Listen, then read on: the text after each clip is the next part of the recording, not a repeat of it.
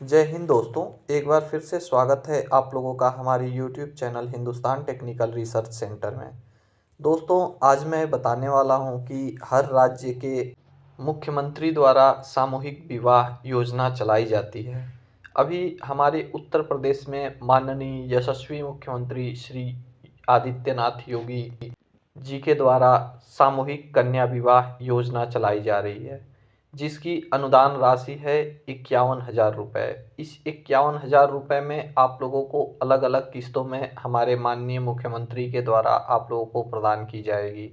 इस योजना में रजिस्ट्रेशन के लिए आप लोगों को अपने गूगल क्रोम पे जाना है और गूगल क्रोम पे जा कर के आप लोग जो गूगल का सर्च इंजन है उसको ओपन करके टाइप करना है CMSVY।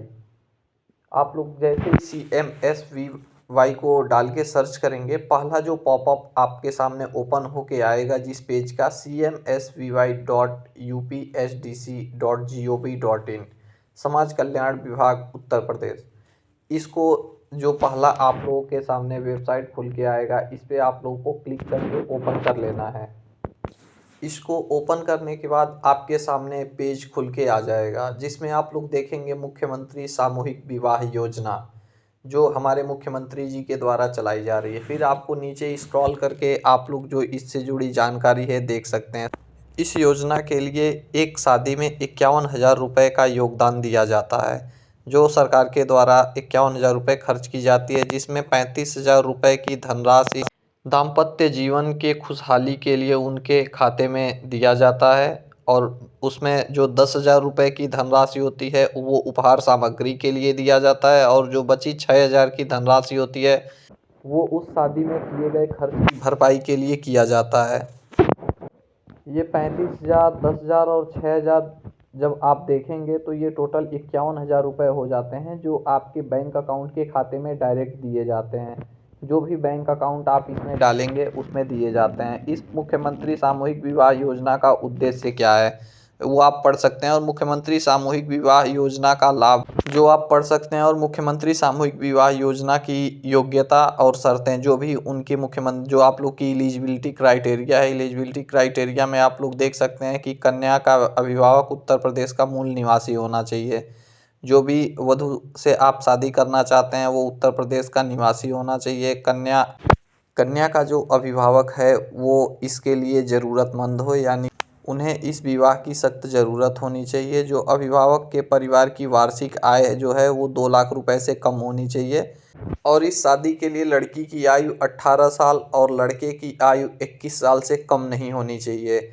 अगर लड़का और लड़की 18-21 साल से के हैं तो ये शादी हो जाएगी और आप इस योजना का लाभ पाएंगे। इसमें एज प्रूफ के लिए आपकी हाई स्कूल की मार्कशीट या फिर जो आपका जन्म प्रमाण पत्र है, मतदाता पहचान पत्र जो है जिस पे आप वोट देते हैं, या फिर मनरेगा का आपका जॉब कार्ड है, कुछ नहीं तो आपके पास अगर आधार कार्ड है तो ये आपके आधार प्रूफ के लिए वैलिड मान्य होगा।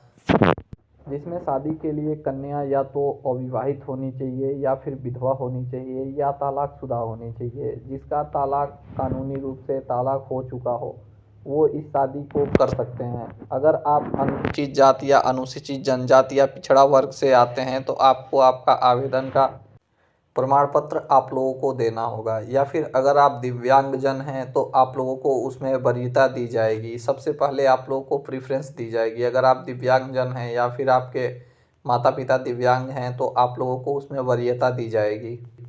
सभी शर्तों को अच्छे से पढ़ने के बाद आप लोगों को ऊपर की तरफ स्क्रॉल करना है, और ऊपर की तरफ स्क्रॉल करके जब आप लोग जाएंगे तो यहाँ पे आप लोग देखेंगे कि आवेदन करें का ऑप्शन दिया रहता है। जो आवेदन करें का ऑप्शन हाईलाइट हो रहा है वहाँ पे आप लोगों को क्लिक करना है।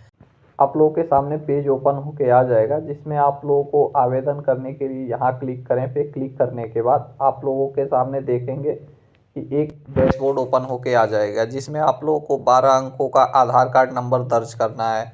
जो भी आपका आधार कार्ड नंबर है यहाँ पे दर्ज करें। आपका आधार कार्ड के अनुसार अपने नाम को यहाँ पे दर्ज करें। जो भी उस पर देखें कि कोई मिस्टेक ना करें। यदि आधार कार्ड पे जो भी जन्म तिथि है उसको यहाँ पे दर्ज करने के बाद मोबाइल नंबर दर्ज करें। ये सारा डेटा आप लोगों को भरने के बाद आप जो ये टर्म एंड कंडीशन दिया है, इस टर्म एंड कंडीशन को आप लोग अच्छे से पढ़ें और टर्म एंड कंडीशन को अच्छे से पढ़ करके आप लोगों को उसमें टिक करना है। फिर टर्म एंड कंडीशन को आप लोगों को एक्सेप्ट करने के बाद आपको सबमिट बटन पे क्लिक कर देना है, जो नीचे पॉपअप दिया है। जब आप सबमिट बटन पे क्लिक करेंगे तो आपके रजिस्टर्ड मोबाइल नंबर पे एक OTP जाएगी। उस OTP को दर्ज करके वेरीफाई कर देना है।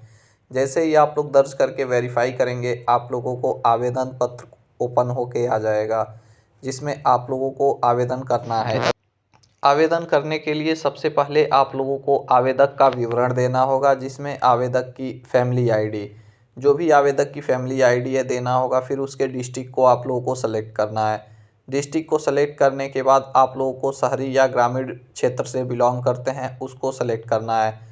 फिर आगे चल के आप लोगों को अपना तहसील सेलेक्ट करना है, फिर ग्राम पंचायत सेलेक्ट करना है। ग्राम पंचायत सेलेक्ट के बाद आप लोगों को अपना ग्राम सेलेक्ट करना है।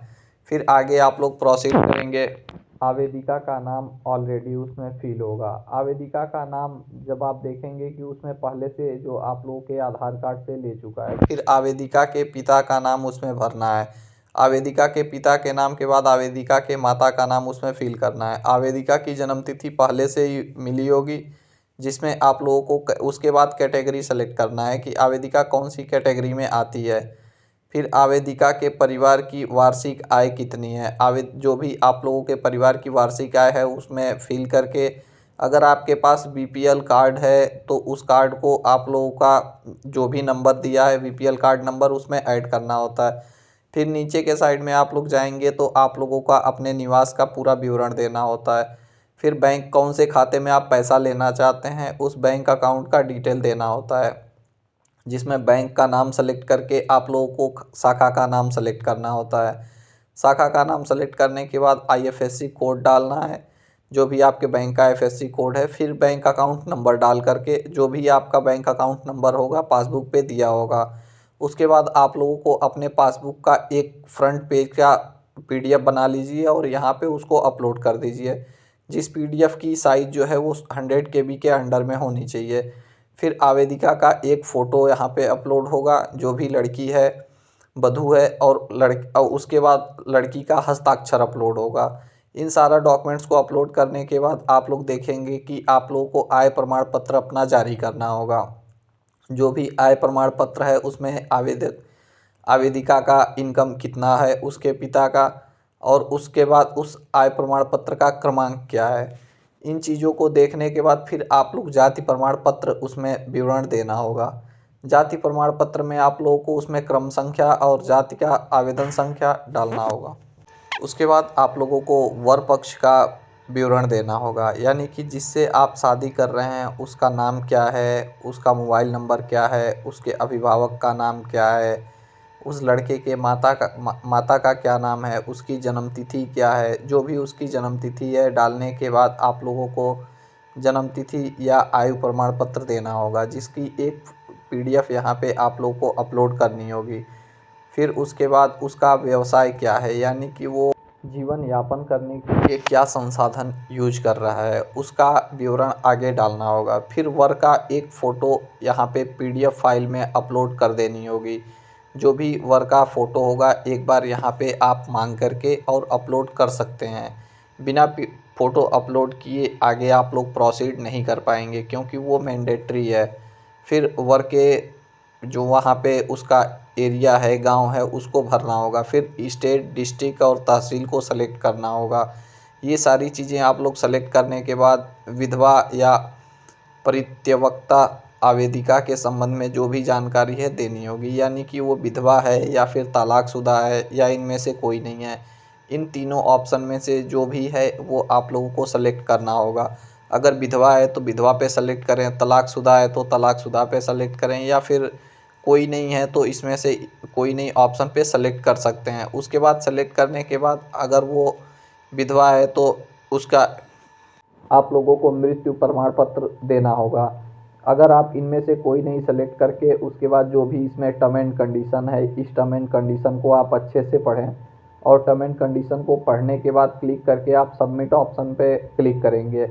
जैसे ही आप सबमिट ऑप्शन पे क्लिक करेंगे आप देखेंगे कि आपके सामने ये आपका जो फॉर्म है ये सबमिट हो जाएगा और आपके पास रजिस्ट्रेशन नंबर जनरेट होके आ जाएगा। उस रजिस्ट्रेशन नंबर पे जो भी आप लोगों का रजिस्टर्ड मोबाइल नंबर है उस पर एक मैसेज आएगा और उस मैसेज से आप लोगों को पता चल जाएगा कि वो आपकी शादी कब है और अनुदान कब मिलेगा।